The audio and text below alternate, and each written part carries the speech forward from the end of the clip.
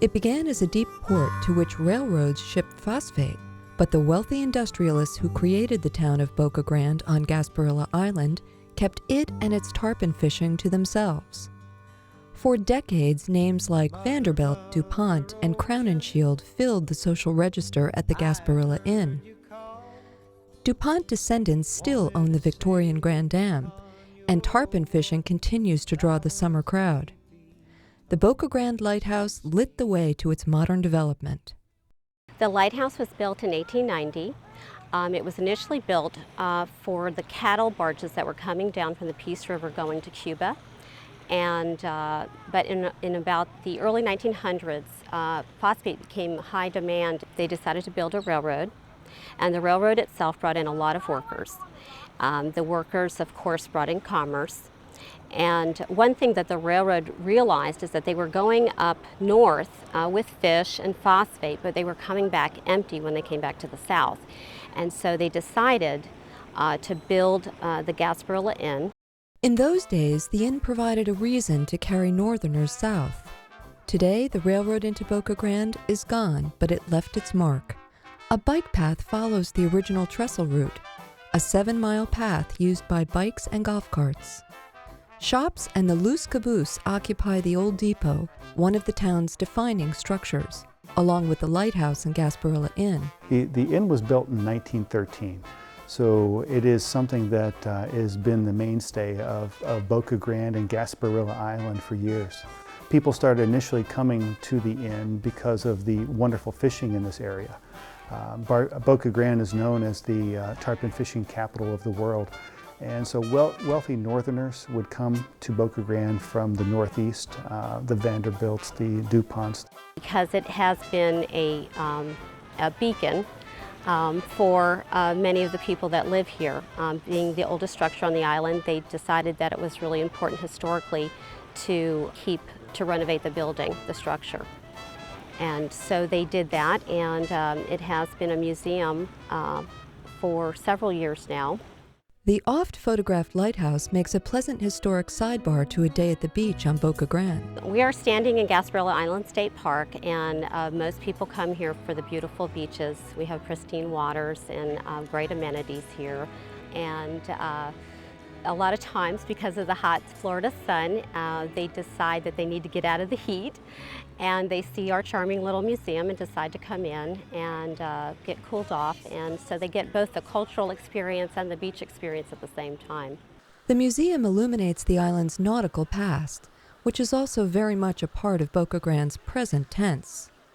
Day trippers, people who are just out for the day for lunch cruise, we have accommodations for them in regards to having a dock so that they can come ashore, eat at the restaurant, or rent golf carts to see different things on the island like the Lighthouse Museum, or go downtown and eat and shop at the local shops and restaurants. 2 restaurants at Boca Grande Marina, formerly Miller's Marina, slake sailors' hunger and thirst. Just around the corner from the mega yachts, however, boating and pigging out are set in a whole different context at Whidden's Marina, home to the Gasparilla Island Maritime Museum. This dusty little hole in the wall pays colorful homage to the charter fishermen who catered to the rich and powerful in the early days. A continued reputation for tarpon fishing in Boca Grande Pass is their legacy.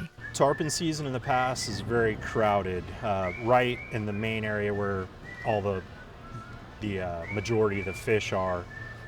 It's only about 2 or 3 acres, so there will be 100 boats jammed into a very small area.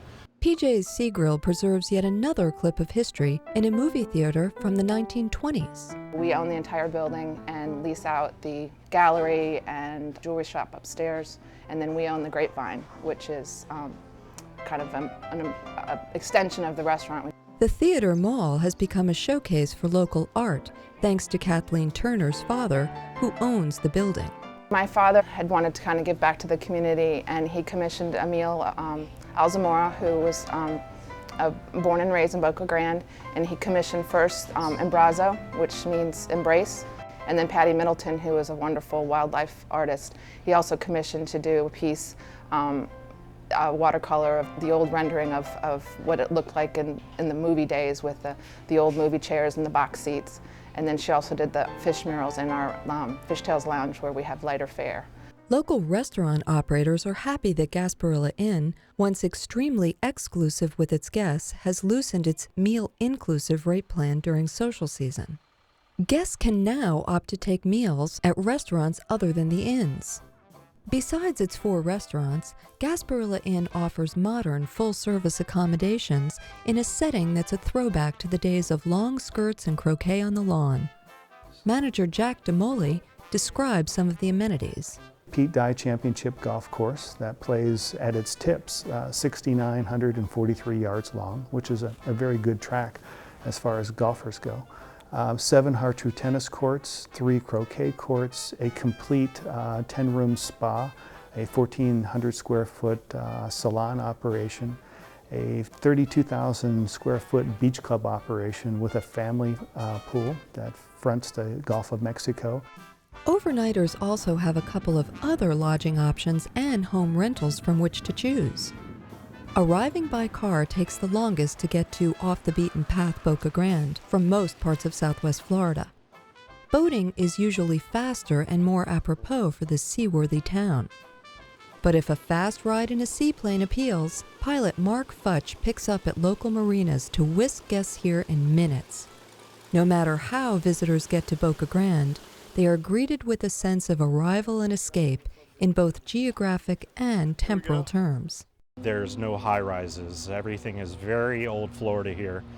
Even with the more modern buildings and stuff, it's unique in the sense that it's very old-fashioned. It's a slower pace here. This is a true old Florida feel. This is a resort, and Boca Grande is a place that really, in every positive sense of the word, time stands still. And this is still a very, very special experience that's safe, that is friendly. It is something that you'll find very relaxing, very enjoyable, and people return year after year just to experience that. Yes, I am a pirate. The once well-guarded secret is leaking out. Today, more and more folks are discovering the treasure of Gasparilla Island. Named for a mythical pirate who, as legend has it, buried his booty here. They may not readily unearth gold doubloons, but precious white beaches, a quiet backroad temperament, and an intriguing dimension of history provide their own rewards.